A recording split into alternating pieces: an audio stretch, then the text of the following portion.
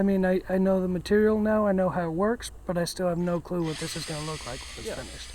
Yeah. So it's like every good piece I've made starts out as an experiment, and we'll see what happens. Being able to experiment and have fun with this piece will be kind of breath of fresh air.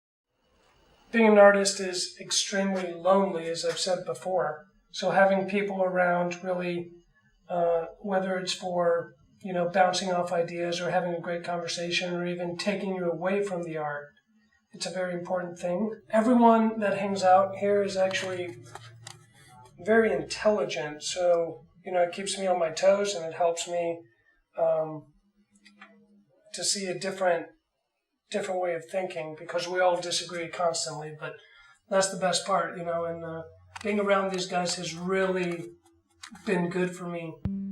My name is Benjamin Scott Methvin. I'm 54 years old. My name is Eric Erdeau. I'm an artist. I am primarily a painter.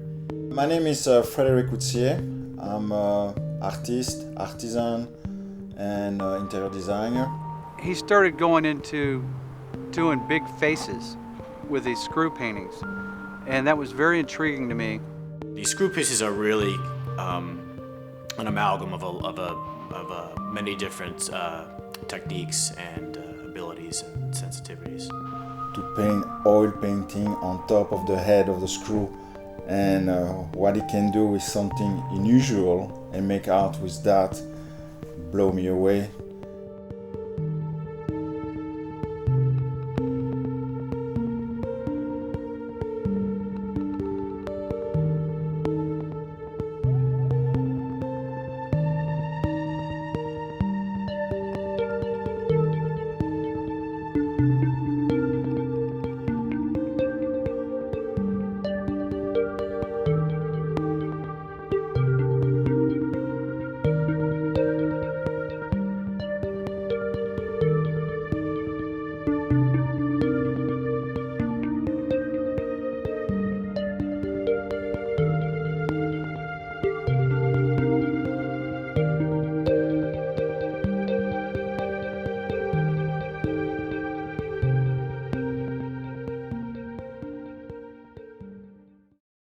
The other interesting thing about the screw pieces is seeing that link between his earlier two-dimensional work and his figurative sculpture pieces.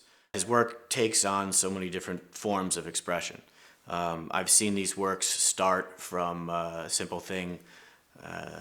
He'll see someone, he says, "Oh, the way the light may hit their face," or I had this idea, this kind of vision, if you will, in my mind, and he will go about in a kind of very methodical process, but it's not a methodical process that eliminates happenstance and creative impulse.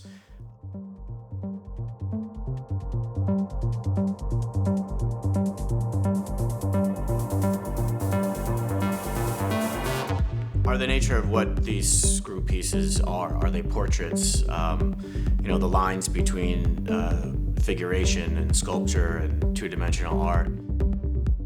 These portraits are just as much a portrait of himself in the creative process as they are actual people in his lives.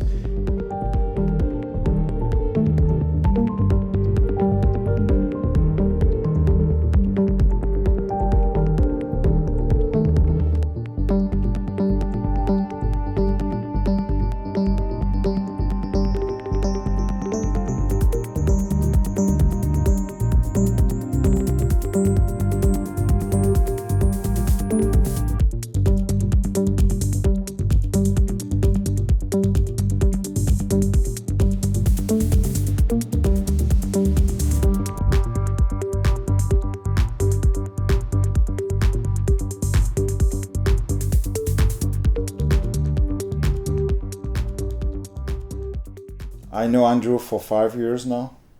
If I have a smile in my face, it's because this masterpiece touched my heart. I don't see the technique first, I see just the message behind. And after that, I will see the technique and to see how many layers in every step. And this is blow me away. This is fantastic. When all at the pearly days, this will be on my videotape, my videotape. Have them come out in this way. Now I'm going to start turning them right back here. More, and then it spreads out. So it's like more right here. Okay. I'm going to do this.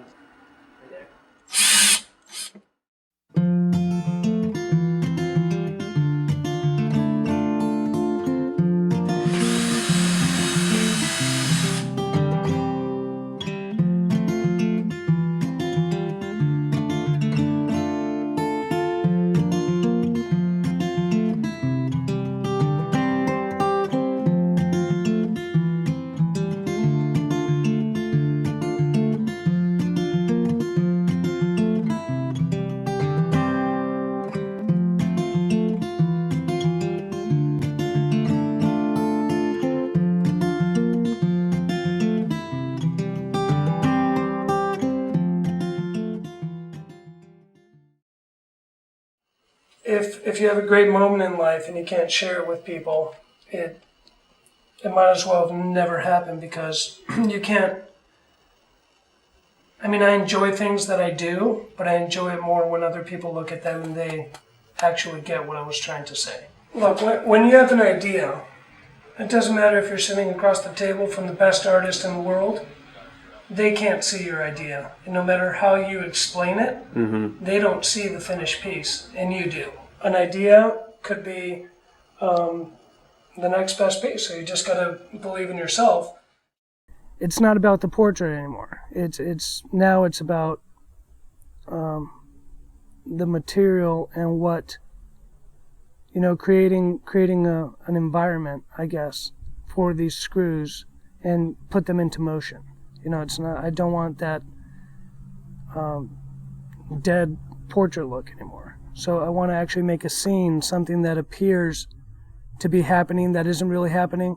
So you're not only getting the 3D effect that's a lie, it's an effect because of the screws, but then you're getting another effect that the fan is actually in motion and that something is actually blowing off the page. So it's kind of a test to see how far I can push this material.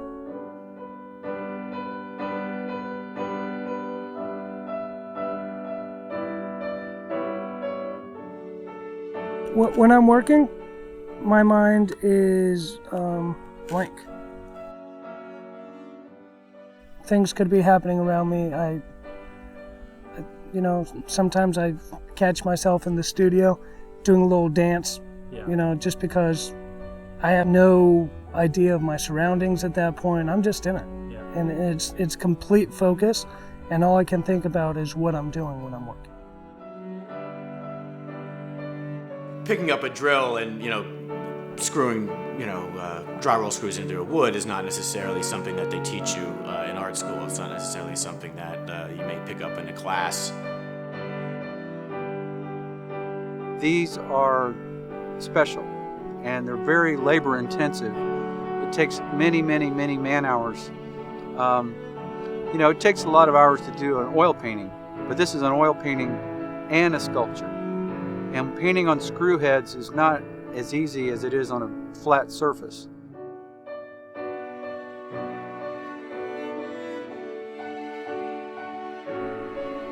If I'm not true to myself, I'm the first one that knows it. And it bothers me. Now, and if I try to do something that isn't me, I fail at it.